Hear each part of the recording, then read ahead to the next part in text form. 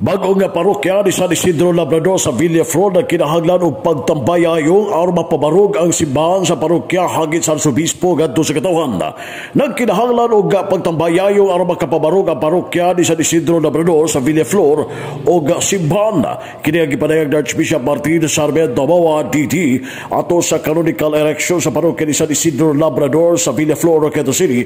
Niadto sa Sabado gihatagad gyud og pagtagal sa Arsobispo nga nasabtan sa Arsobispo mga pagbati sa uban nga sentimiento mga may nagduha-duha sa magpasakop sa mga bagong natukod nga parokya kaya mga parokya sugod pa kayon sa sinugdanan kay wala pa'y simbahan, wala pa'y klarong agyanan. Busag ikalipay sa Arsobispo sa paghimo sa mga canonical erection nga naagayon si Mayor Lemuel Acosta sa Oroqueta City nga aron matabangan dini ang parokya ni San Isidro Labrador sa Villaflor kay nindot man sa mapasan sa bispo nga naa pagtambayayungay nga mga daghang buluhaton nga angay nga himuon ilabi na pagpabarong sa simbahan sa Villaflor kay mas manindot kini tungod kay anaaman ang pagtinabangay sa komunidad sa katawhan o sa ilang mga lideres. Dugang pa sa Arsobispo nga ang pagpabarong og bagong parokya o sa kahagit nga tulubagon responsibilidad og dili lamang sa pari kundi anaa gayon ang pagtabayayon sa katawhan.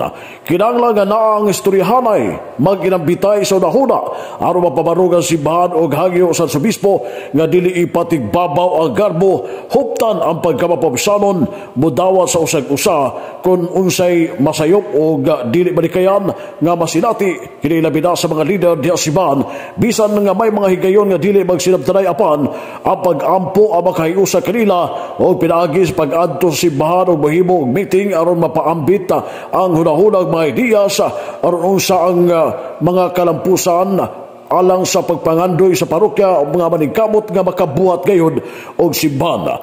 Usa kini kahagit sa banugong Padre Cora nga si Reverendo Padre Andel Jan Baran nga makapabarog og simbahan ni San Isidro Labrador sa Villaflor, Oroqueta City, dugang pa sa Arsobispo. Sumapa sa Arsobispo nga mamahimong gaan ang renda nga gidala ni Padre Cora nga si Reverendo Padre Andel Jan Baran kung ana ang pagtinabangay o pagtambayayong sa katawhan o pinaagi sa pag-ampo sa Padre Cora o sa katawhan ang ginubuhatag sa iyang grasya aron mamahimong sayon ang pagbabarog sa mga simbahan sa parokya ni Villaflor sa Villaflor, Oroqueta City, ang parokya ni San Isidro Labrador.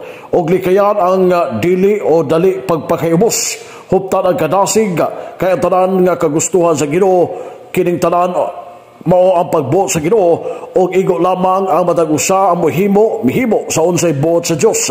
Sa kamay usab ng Bishop Homowan sa kini ka-challenge alang sa mga taga-Oroqueta kay ang tanggong tulo naman ka mga parokya samtang ang Oroqueta nga maong capital city sa Misamis Occidental duha lamang nagtuntungura nga gihimo pa ang plano sa parokya ni sa Villaflor o karon nahimo ng tulo. Busag ipasamatan ni Archbishop Homowan ang nahimong kabahin sa paghatag og lig-on nga gugma sa parokya kay anaaman ang pagtinabangay.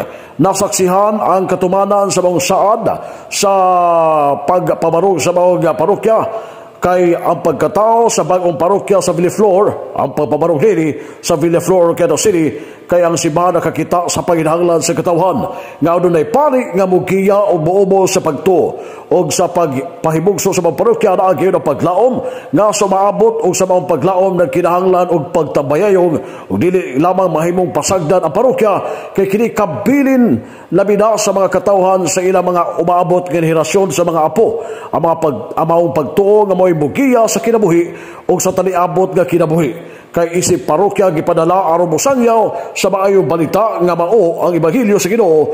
Busag pasalamatan sa Arsobispo si Father Baran sa pagdawat sa krus nga gipapasaan kaniya kay dili man kini sayon o kanunay musubay ang Arsobispo sa krus nga gipasaan ni Father Andel Jan Baran ilabi na ang pagpabarog sa simbahan sa parokya ni San Isidro Labrador sa Oroqueta sa Villaflor, Oroqueta City.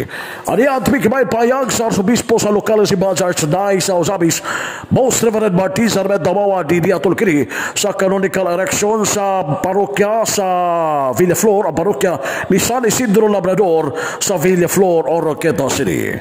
Karon atong masaksihan ang katumanan nining maong saad atong makatawon ang bagong parokya dinhi sa Villaflor, Oroquieta City. Ang simbahan nakakita na kinahanglan adunay pare na mugiya ug muumol sa pagtuo nining maong bagong parokya. Sa pagkahimugso nining parokya, anaa ang paglaom sa umaabot. Apan kining maong paglaom kinahanglan nga atong tambayayungan ug atong trabahoon.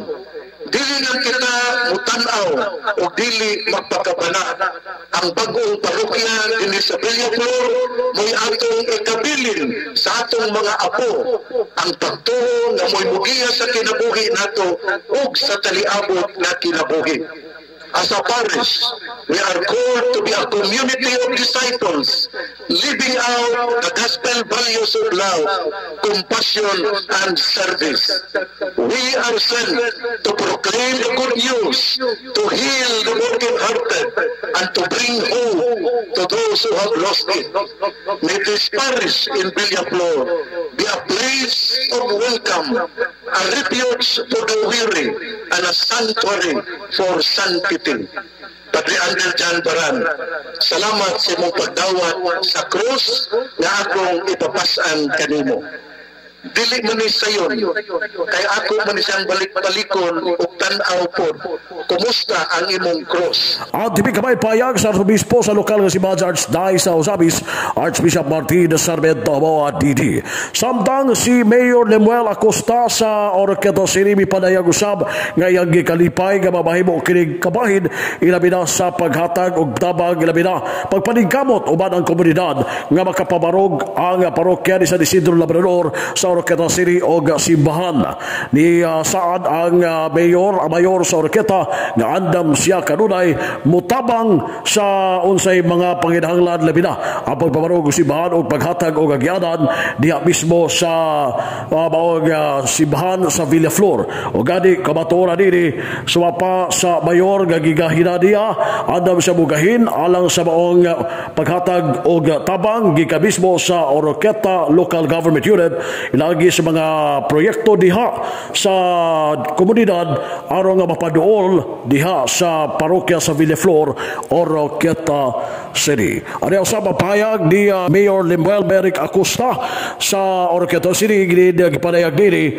nga daghan ang mga balay mismo diha sa Oroquieta apan tulo lamang ka mga simbahan, balay sa simbahan, ang balay sa Dios o ang maong parokya ang simbahan sa mga simbahan diha mismo sa Oroquieta.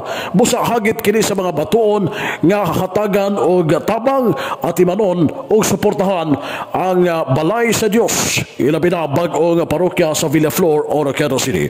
Ano ang payag ni Mayor Lemuel Merrick Acosta ato sa iyang paghatag sa mensahe sa mga canonical election. Kagilang pag-ingon ni Bishop na dalan,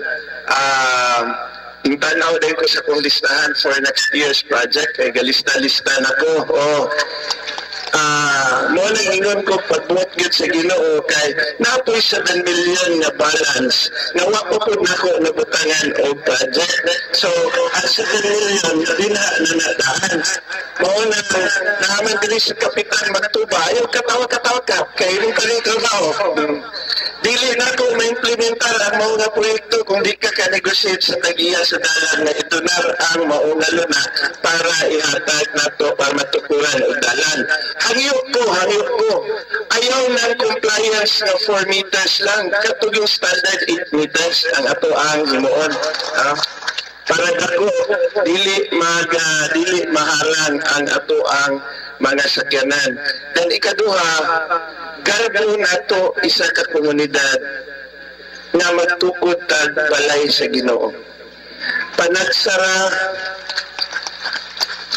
Panagsara ta makahimo tag daghan nga balay para sa atong mga katawhan, pero magtukod tag balay sa Ginoo panagsara na. And it is that every day that we build the house of our Lord. Pareha karon, imagine sa kadaghang panimalay sa dakbayan sa Oroquieta, duulan by 5,000 ka panimalay sa Oroquieta and growing. Tulura ang balay sa Ginoo nga gigahin para kanato. Aduha pa di ay ang tulo ato pang paghimuon.